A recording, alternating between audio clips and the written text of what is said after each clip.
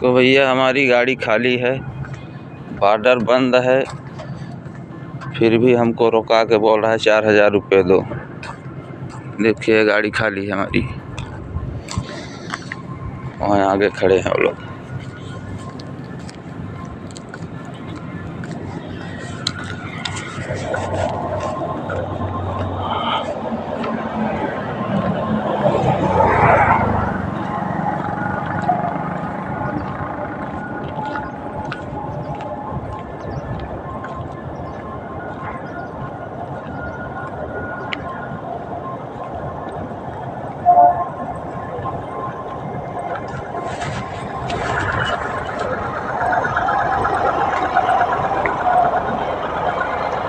तब क्या करेंगे साहब, तब क्या करें?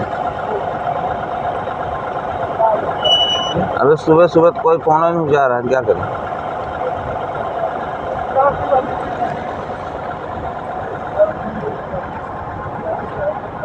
जी मालिक दादा, सुबह सुबह कोई फोन नहीं जा रहा है।